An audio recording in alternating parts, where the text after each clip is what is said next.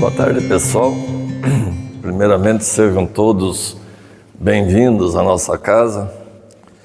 E eu tenho novamente a oportunidade de poder conversar com vocês mais uma vez e agradeço o convite da casa. Como a Nádia falou aqui na nossa conversa de hoje, quando Jesus pergunta, cobra dos 3 discípulos que estavam com ele no horto, por que estáis dormindo? Jesus questiona assim. A Nádia foi com tanta suavidade que eu não vi Jesus cobrando austeramente dos apóstolos, porque eles estavam realmente dormindo, apesar de que esse dormir deles era de tristeza, como nós vamos ver na sequência da nossa conversa. Mas Jesus ele foi bem claro e questiona, por que estáis dormindo? Ele já tinha dito, eu vou subir um pouco mais, me afastar um pouco mais de vocês e vou orar, e vocês permaneçam em oração. Mas eles estavam cansados, desanimados, entristecidos pelo que Jesus contou durante a última ceia, que essa tristeza acabou derrubando eles, fazendo com que viessem a dormir. E já foi lido agora que o Evangelho de Lucas, nessa passagem, ele conta que os discípulos dormiam de tristeza, como eu já disse. Enquanto isso, Jesus orava fervorosamente no horto. Meus irmãos, no Prolegômenos do Livro dos Espíritos, logo no início, quando a gente abre o livro, Allan Kardec ele recebe dos espíritos superiores o incentivo para a perseverança no trabalho, para que mais tarde Allan Kardec possa colher os frutos desse seu trabalho, do que ele se envolveu, do que ele fez. E Allan Kardec será recompensado pelo prazer que ele sentirá de ver a doutrina propagar-se e ser bem aceita, ser bem compreendida. Então nós não devemos nos inquietar com os espinhos e as pedras que os maus acumularão também em nossos caminhos, assim como aconteceu com Allan Kardec. Basta a gente lembrar o sofrimento dele, o pessoal, a política, os próprios sábios da época e tudo que perseguiram, e ele continuou e conseguiu fazer o que ele fez, que todos nós sabemos e estamos nos desenvolvendo através dessa doutrina. Então, assim como foi recomendado a ele, Allan Kardec, vamos conservar a confiança que nós temos, pois com ela nós também vamos chegar ao fim das nossas tarefas, porque nós vamos contar com a ajuda dos nossos irmãos superiores. E com essa frase aí de Jesus, quando ele pergunta, por que dormis? Nós vamos entrar em contato e vamos fazer breves relatos do que aconteceu naqueles momentos iniciais da paixão do Mestre.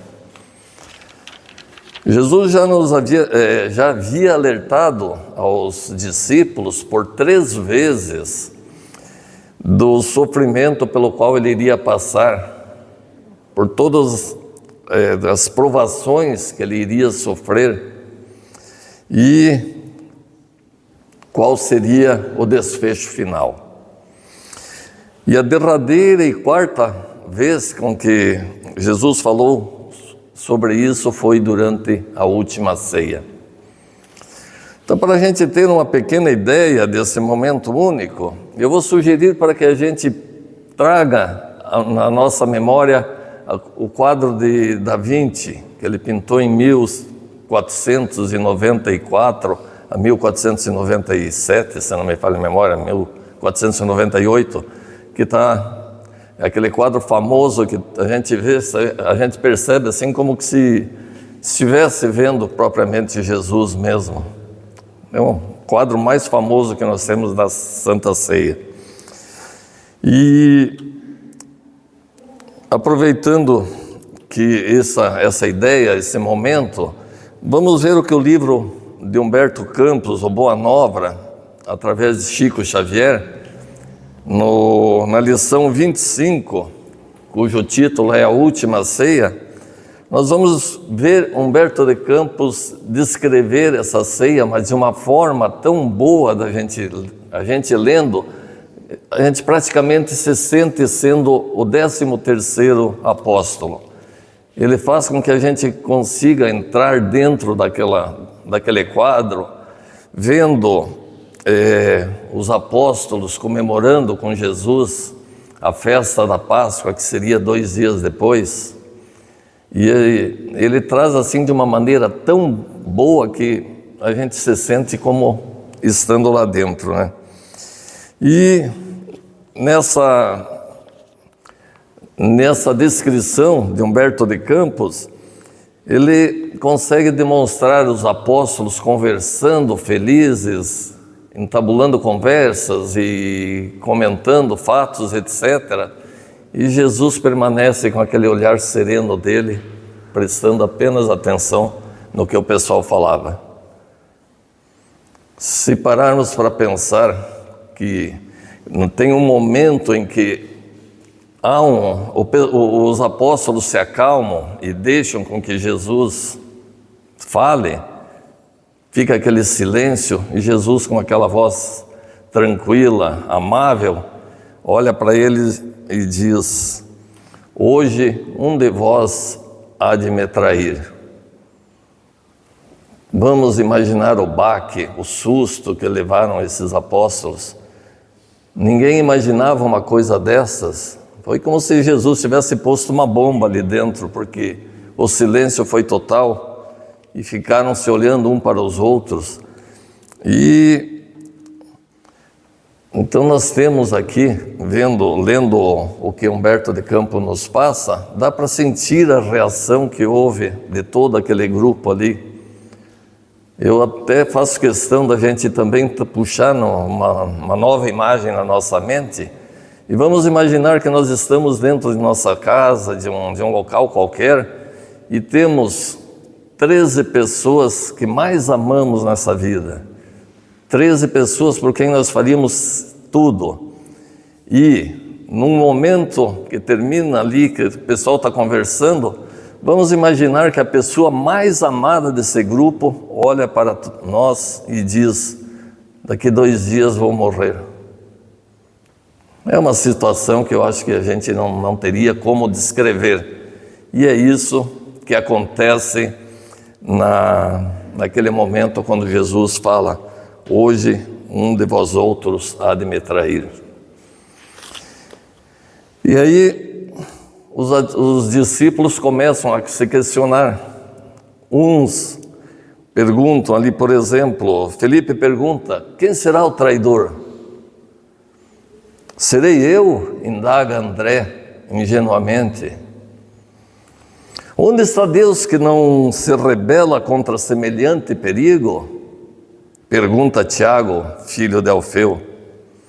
E a gente vê todos eles se questionando: quem vai ser, quem foi, serei eu, etc. É uma situação ali que realmente deixou todo mundo preocupado. E dessa forma, assim, nós vamos ver que na sequência Jesus ele faz mais 2 alertas para os seus discípulos. O primeiro, a homenagem que faz quando ele pega o pão e divide e diz: tomai e comei, esse é o meu corpo. Na sequência, pega de uma tulha de vinho, serve todos os apóstolos: tomai e bebei, esse é o meu sangue. Então, aí já vem 2 homenagens que a gente tem como na nossa tradição cristã, Jesus repartindo o pão e o vinho. E a segunda mensagem que Jesus nos dá naquele mesmo momento da ceia é quando os apóstolos estão questionando entre si: quem vai ser, com a ida embora de Jesus, quem vai ser o maior dos apóstolos? Quem vai ser o responsável, o chefe? E Jesus, vendo aquele movimento de todo mundo querendo a situação material, ele pega, coloca uma toalha no seu colo e sai e lava o pé de todo mundo, o que é chamado de o lava-pés. Jesus demonstra a humildade e diz: aquele que quiser ser maior no reino de meu Pai, será o servo de todos os outros aqui. Então nós vemos assim Jesus, mesmo nessa hora mais crítica que estava passando, ele estava ensinando, estava demonstrando ao pessoal o que deveriam fazer. Bom, meus irmãos, após a ceia, Jesus saiu e, como de costume, ele se dirigiu ao Monte das Oliveiras, junto com alguns de seus discípulos. Aqui não foram com os discípulos, mas alguns deles participaram, subiram com ele. Outros foram para suas casas, etc. Já haviam terminado a ceia, todos tristes, e dessa forma se separaram. Agora, o grupo de apóstolos, agora totalmente entristecido, eles se acomodam para descansar. E Jesus, ele, com os 3 apóstolos que ele mais amava, que ele mais tinha afinidade, vamos dizer assim, ele sobe mais um pouco o Monte das Oliveiras e leva esses 3 para orar. E foram com o mestre Pedro, Tiago Maior e João, irmão de Tiago Maior. Vamos entender aqui uma coisa, meus irmãos. Para a gente entender o local onde Jesus estava e qual era a situação ali, vamos falar um pouquinho sobre o que era o Monte das Oliveiras, o que era a ravina do Cedron e o que é o Getsemane. O Monte das Oliveiras é uma colina situada do outro lado da torrente do Cedron, local onde usualmente Jesus e os apóstolos ficavam. Eles se reuniam ali normalmente. E o torrente do Cedron é uma ravina que separa o Monte das Oliveiras da cidade de Jerusalém. E para seguir a Betânia ou a Jericó é necessário passar por aquele caminho. E já o Getsemane, que na língua hebraica significa prensa de azeite, era o local onde ocorria o esmagamento das azeitonas para a extração do óleo de oliva, que era um produto muito consumido naquela época. E pela descrição de João, em outro evangelho, Jesus e os discípulos, eles foram na direção dessas cidades e acomodaram-se no jardim do Getsemane, local onde Jesus, horas depois, foi preso pelos soldados quando Judas Iscariote o beija. Então, antes disso, chegando ao local escolhido, Jesus orienta seus 3 amigos para orar e para não entrares em tentação. E afastando-se a uma pequena distância, ele orou. E nessa oração nós temos aquela frase que todo mundo conhece: Pai, afasta de mim esse cálice. Mas ele não para nesse pedido. Jesus conclui de outra forma: mas faça-se a tua vontade e não a minha. Então Jesus já está nos ensinando aí também a como orar. Nós temos sim que pedir o que desejamos a Deus, que nos auxilie, que a espiritualidade se movimenta em nosso favor, vamos dizer assim, mas a vontade do Pai tem que se sobressair a nossa. Então nós vemos Jesus recomendando a prece em todos os momentos da vida. E quando a gente ora, nós recebemos estímulos, vibrações, e dessa forma nós rompemos com as vibrações, com as energias negativas. E essa recomendação do Cristo de não dormir, ela reveste-se de poderoso significado, assim considerado por Emmanuel no nosso livro, na lição de hoje. Jesus nos ensina que é imperioso evitar situações acomodatícias em detrimento das atividades do bem. Nós temos que estar sempre fazendo o bem, não podemos nos acomodar. Porque é muito fácil para a gente não nos envolvermos em situações que nos tiram da nossa zona de conforto. É muito tranquilo isso. É o tal do porquê que eu vou me envolver? Posso apenas virar as costas, deixar que a situação se resolva por si mesmo? Isso é fácil, mas estamos entrando na situação acomodatícia que Jesus nos diz que é imperioso a gente evitar entrar nessas situações. Na pergunta 642 do Livro dos Espíritos, Kardec pergunta: para agradar a Deus e assegurar a sua posição futura, bastará ao homem não praticar o mal? E a resposta da espiritualidade é: não. Cumpre-lhe fazer o bem no limite de suas forças, porquanto responderá por todo o mal que haja resultado de não haver praticado o bem. Então não adianta a gente só ficar, não praticar o mal. Todo o mal que surgir, se nós não praticarmos o bem, é responsabilidade nossa. Então ficou bem claro que nós não podemos nos omitir de maneira alguma quando se trata da prática do bem.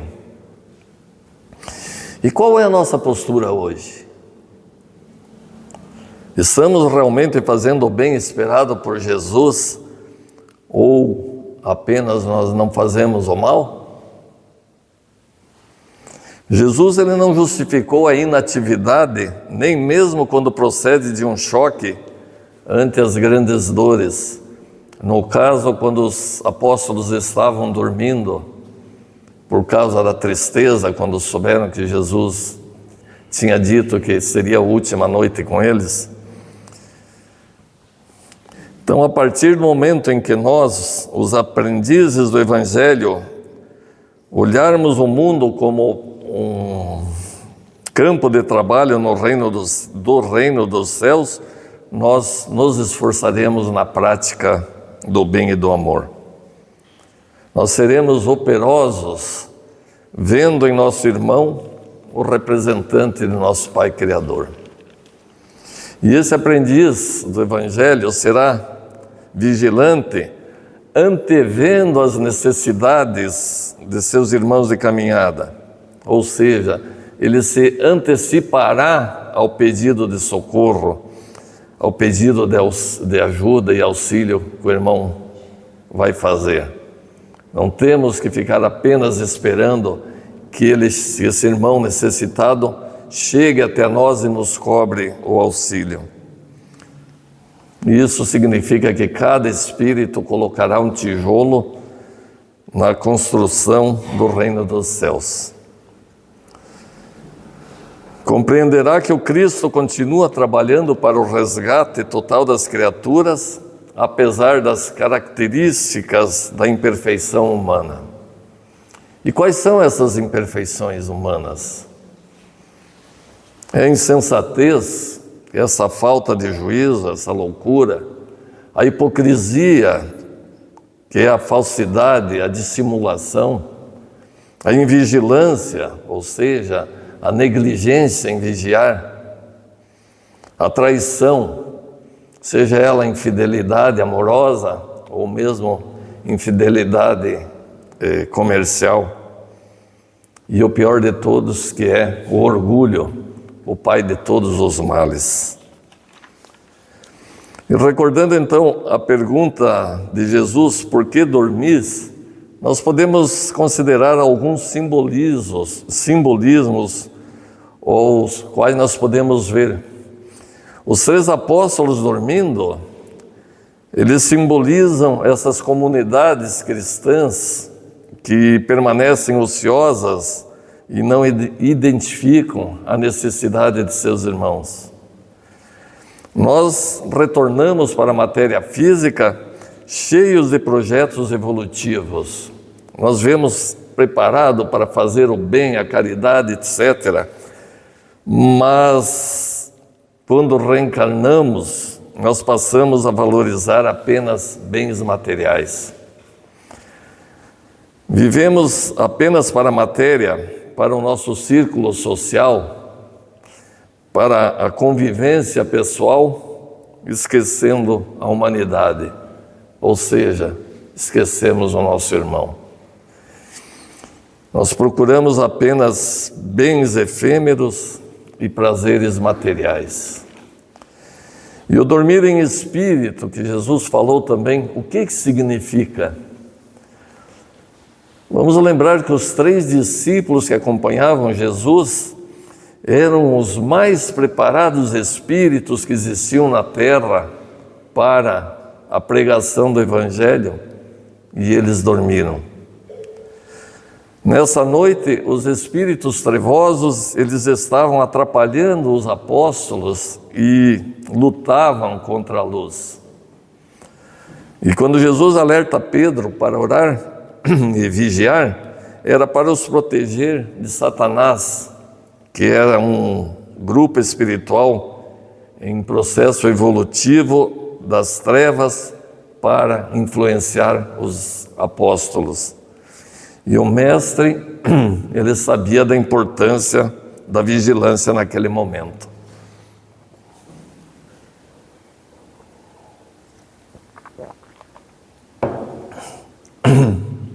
Mais um simbologismo que nós temos, a tempestade na hora da crucificação. O que era? Por que essa tempestade? O que foi aquele movimento de descargas elétricas, chuva e etc. Essa tempestade, ela demonstra a psicosfera espiritual naquele momento. Os pensamentos sombrios voltados ao ódio, à vingança e aos interesses pessoais.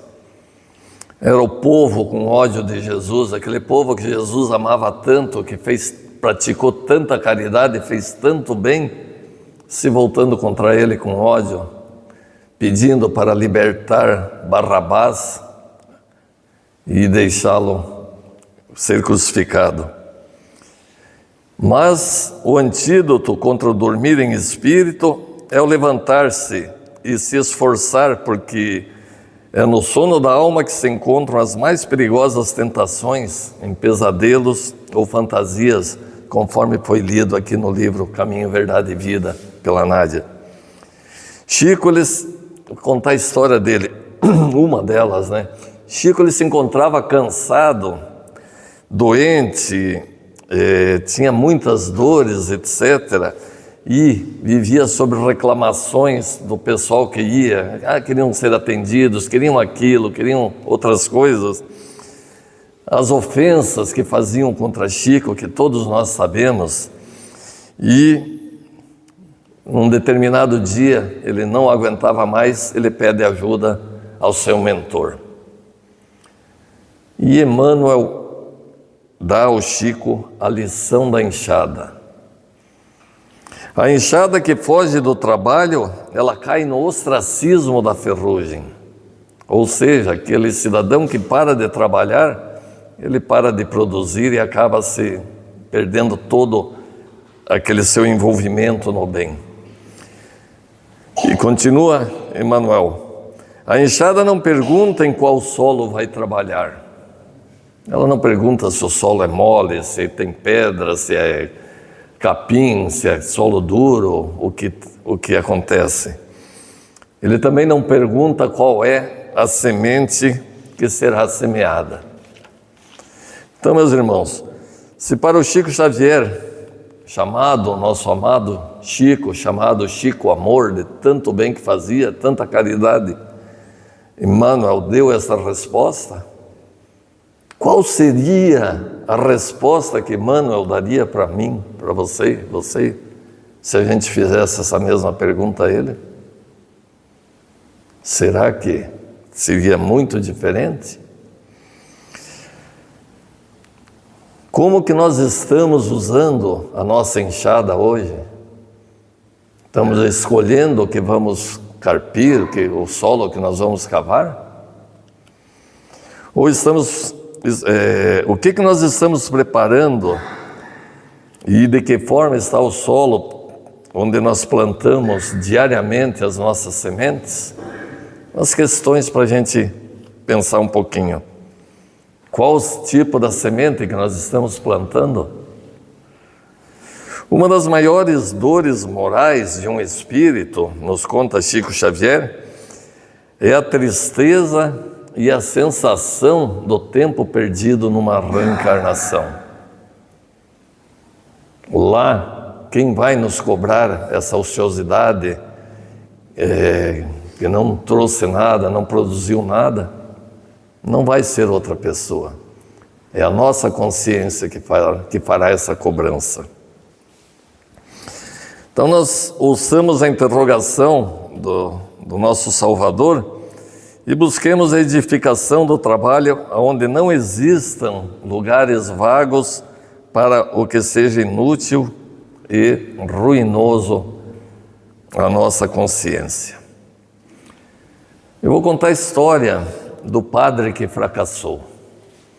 Em certo vilarejo pequeno, ainda crescendo, tinha uma capela, uma igrejinha pequena, e tinha o padre que toda noite ele fazia missa vespertina, aquela tradicional missa das 7 horas da noite. E numa tarde chuvosa, o padre se dirigiu todo feliz, ele estava tão inspirado, tão contente, que ele se dirigiu a igreja para fazer a sua missa, para rezar com fé, com a vontade que ele tinha. E chegando lá, acendeu as luzes, abriu as portas da igreja, preparou o altar, se paramentou e ficou esperando os fiéis chegarem. Deu 7h50, 6h50, não apareceu ninguém. 7 horas, a igreja completamente vazia. O que o padre fez? Ele disse: não, vou esperar mais meia hora. Não era uma coisa normal dele fazer. Ele deu esse prazo de meia hora, esperando chegar os fiéis. Aí deu 7h15, 7h20, 7h25, entraram 3 crianças e sentaram-se na frente do altar. O padre disse: bom, não vou fazer a missa só para mim. Aí ele ia começar a missa, entraram 2 rapazes e sentaram-se próximo das crianças. O padre já ficou um pouquinho mais feliz e começou a missa. Quando ele iniciou, entrou um casal e sentou-se lá na última coluna, na última cadeira que tinha naquele banco, aqueles bancos de igreja. Sentou-se o casal lá nos fundos e o padre iniciou a missa. Chegou no momento do sermão, entrou um senhor sujo, meio sujo, segurando uma corda na mão. Esse senhor sentou-se na outra extremidade da igreja, também lá no fundão. Aí o padre fez o seu sermão, encerrou a missa, apagou as luzes, saiu, fechou a igreja, saiu e se dirigiu a pé para a casa paroquial onde ele morava. Bom, meus irmãos, quando ele estava no meio do caminho, como a gente tem aquela famosa frase, né? Nem tudo está tão ruim que não possa piorar. O padre foi assaltado por 2 assaltantes. Esses assaltantes tomaram tudo que ele tinha, uma pasta onde ele tinha os seus poucos pertences e uma Bíblia, bateram, surraram, machucaram o padre e foram embora. O padre, quando estava curando fazendo seus curativos, se curando ali dentro na igreja, na casa paroquial, ele comentou com o pessoal que estava com ele: hoje foi o dia mais triste da minha vida, o dia mais fracassado do meu ministério e foi o dia mais infrutífero da minha carreira sacerdotal. Passaram-se os anos, a cidade cresceu, a igreja já tinha sido reconstruída, já estava grande, e o padre resolveu compartilhar a sua história. Os fiéis, a igreja cheia, ele compartilhou a história dele. E quando ele terminou de falar, um senhor que estava no meio do grupo levantou-se e disse: padre, eu sou um daqueles garotos que chegaram, daqueles 2 jovens adolescentes que chegaram na sua missa naquele dia. O seu sermão foi tão bom, foi tão importante, que eu resolvi ser padre. Fui um seminarista e acabei me formando e passei a ser sacerdote também. Quando ele terminou de falar, um casal levantou-se, um casal respeitado na comunidade, um camarada que atendia também aos grupos, auxiliando os carentes, levantou-se e disse: padre, aquele casal que sentou-se lá no fundo da igreja era eu e minha esposa. Naquele dia nós resolvemos encerrar a nossa vida conjugal. Vivíamos com brigas, discussões, desentendimentos, e resolvemos nos separar nessa noite. Mas como nós iniciamos a nossa vida dentro de uma igreja, também resolvemos encerrar a nossa vida conjunta dentro da igreja, deixando as alianças no banco e indo embora, cada um seguindo para o seu caminho. Ele terminou de falar isso. Desculpem. Hoje o seu sermão foi tão bom que nós resolvemos nos dar uma chance. E hoje temos a nossa família, temos filhos e somos respeitados aqui na comunidade.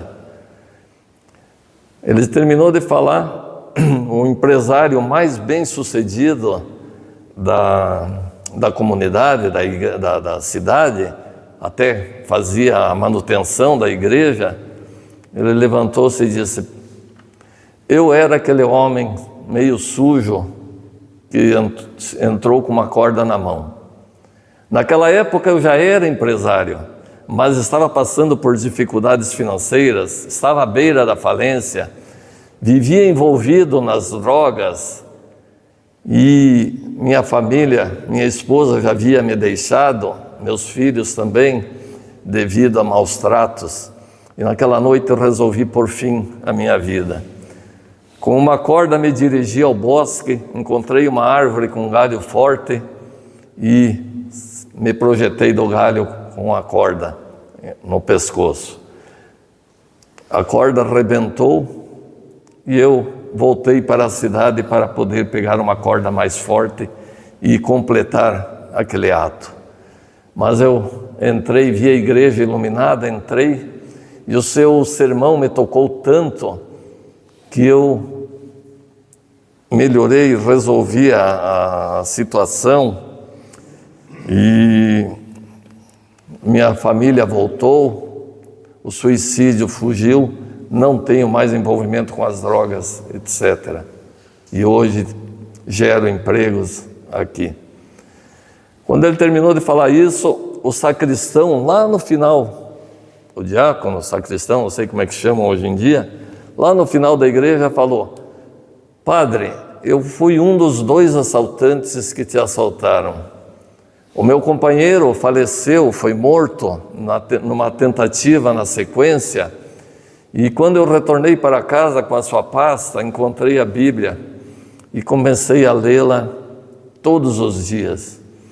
E através dessa leitura, eu resolvi, com o que eu aprendi, eu resolvi entrar nessa igreja. Então, meus irmãos, o padre começou a chorar com alguns fiéis, etc. E aí a gente vê os pontos morais dessa história.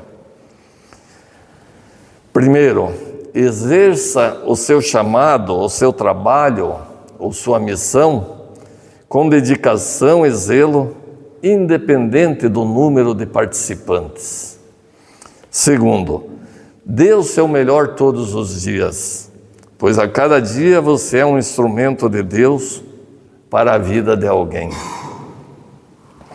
Terceiro, mesmo nos dias mais ruins da sua vida, você pode ser a bênção na vida de outra pessoa.